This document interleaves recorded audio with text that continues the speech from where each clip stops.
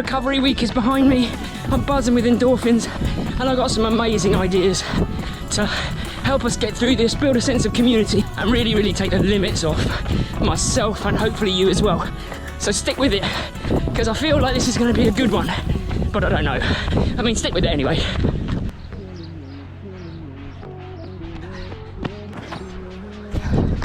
Life is good. Let's start this video in the right way, shall we? It's absolutely amazing. What a difference a couple of days make, isn't it? I'm sat here on my turbo, smiling, happy as Larry, about to go on a 2-hour base ride, buzzing with ideas, like I said before. And the recovery week is a distant memory, one in the past. And I know you have to kind of weather those storms to get the good stuff. What's the saying?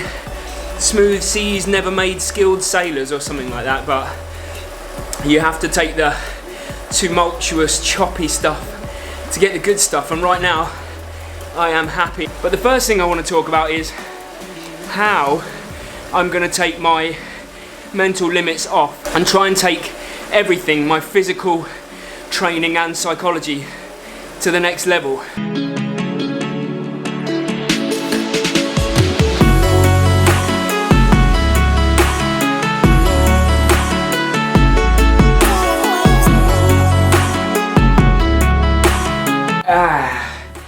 And just like that, a 2-hour ride is over. But I want to go bigger, like a lot bigger. And so, here is my plan in its rawest form. I haven't really thought it through, which could be dangerous, but I'm going to commit it to video right now.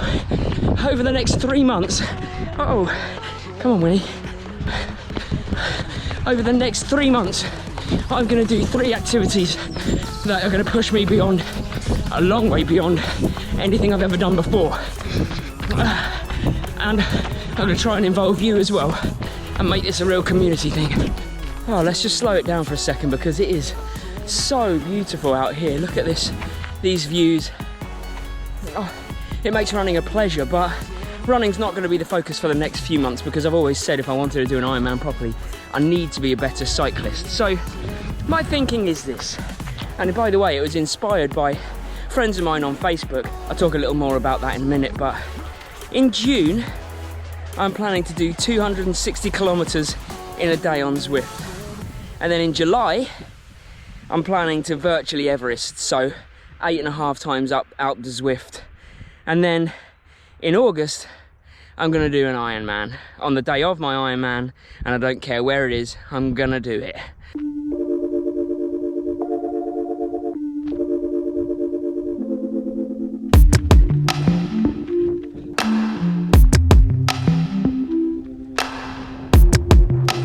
Oh, that is really the best way to start the day.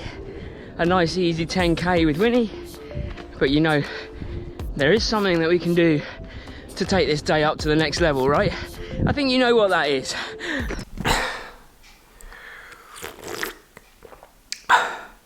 You knew it, didn't you? Just give me a few minutes to enjoy this. Here we go. Wish me luck.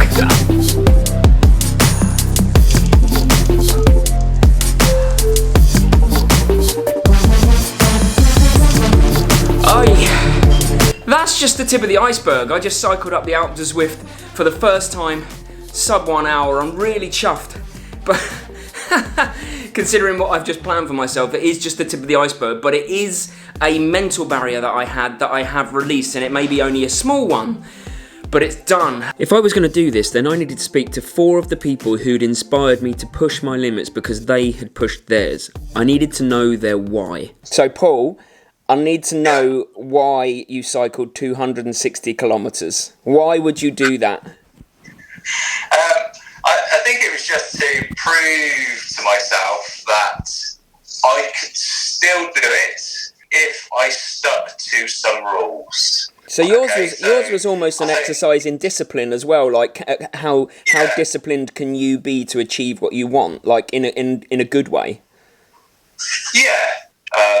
I use the whole consistency mantra. Yeah. And, you know, the only way to be to be consistent is knowing the rules, knowing what your body can achieve. And what you have to remember is that can be a double-edged sword. So if you know what it can achieve, you won't push too hard, but then also it should teach you to push hard enough. Yeah. Some people are lucky that they're physically blessed, they'll do it quicker than others. Yeah. However, what you need to do is you need to look at yourself and think, right, okay, where can I push myself to? And you'll know that if you've tested, if you know, how to pace it, you'll be fine. So, Bex. Hello, Ben. Why? Why not? A good start. So, why did we do it? Well, my A race this year was cancelled, which was Ironman Copenhagen. Everything else around it was cancelled.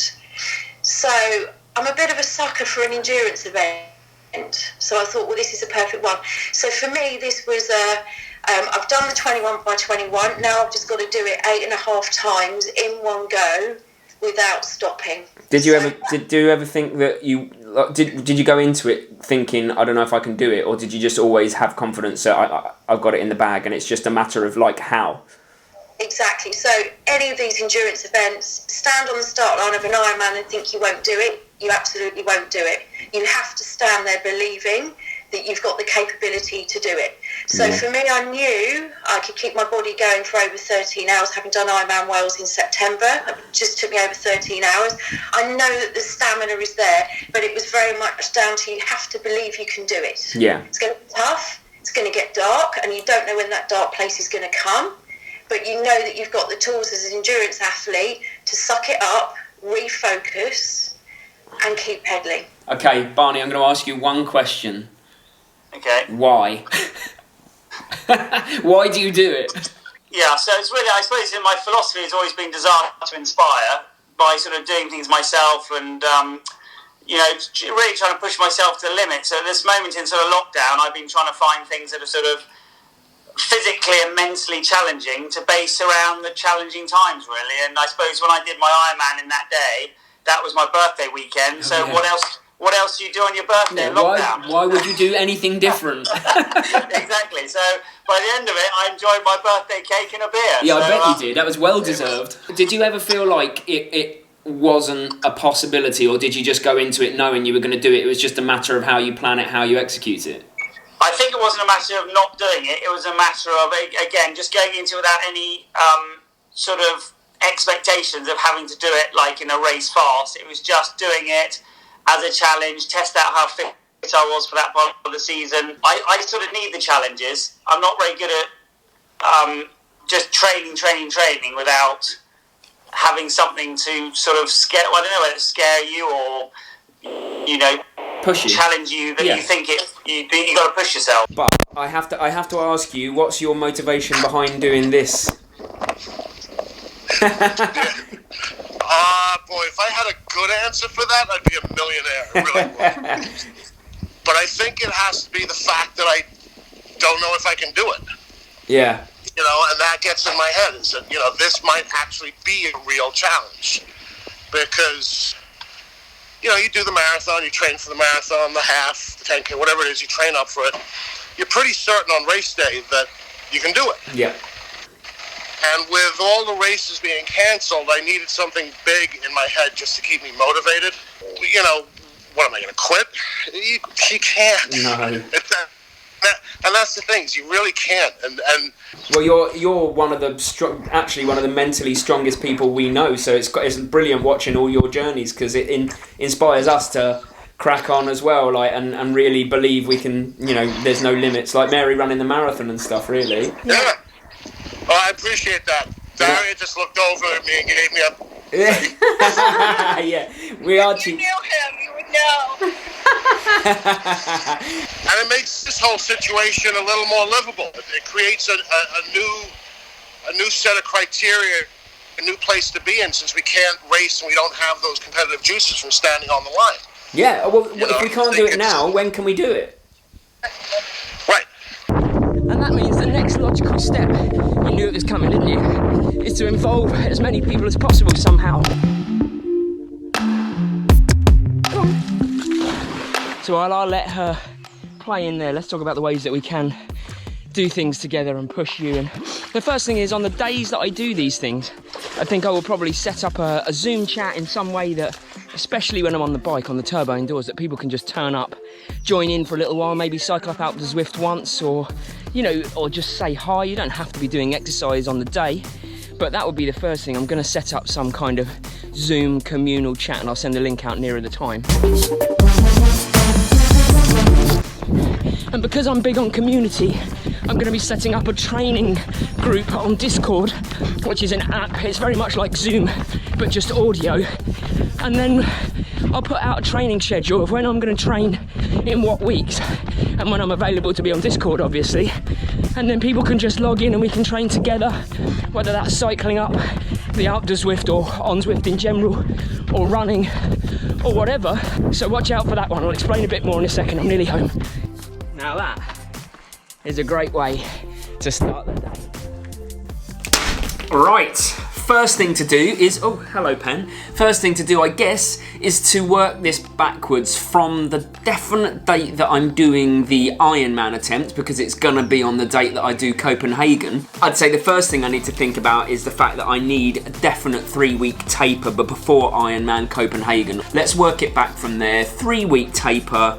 And I think at the very end of the last build week is when I'm going to try and virtually Everest. So let's look at the dates. It looks like it's going to be the 26th of July to virtual Everest. Then let's go build block back, recovery week. There's my recovery week before the last build block, and I think that looks like the perfect jump off spot to do the 260 kilometers, which would be at the end of the build block before the virtual Everest block. And that seems to make sense. That gives me another build block, and that's a 3 weeks and then another recovery week, and that brings me kind of roughly where we are at the moment. I'm in a base block. I'm at the very start of the base block, and there you have it. It's time to stop talking the talk and start walking the walk for me, because as much as I like to make videos about the psychological side of training and the mental side of training, I am also a work in progress. We all are. I've now put down my challenges on paper. You know the dates that they're going to happen. I will put out a training schedule. I might do one at the start of every week. This is a session that I'm going to be on Discord. If you want to join the Discord server that I will set up, here's what you need to do. You need to email me at thismessyhappy@gmail.co.uk so that I can have a quick chat, verify your social media. Obviously, I'm a teacher and I need to maintain some professional boundaries when it comes to the pupils, and I certainly don't want to be conversing while I'm training with some of the pupils that I teach. And to join the Discord server, you have to be over 18. If you want to get involved in any sense, then let me know, and there'll be more updates as the weeks and months go on Instagram, on Facebook, and of course on the YouTube channel, to keep everybody on the loop and try and build this as a community and help you push yourselves as well. And I think we have an opportunity here, so we may as well try and seize it and see what we're capable of. Hopefully you're all on board. I'll see you Tuesday.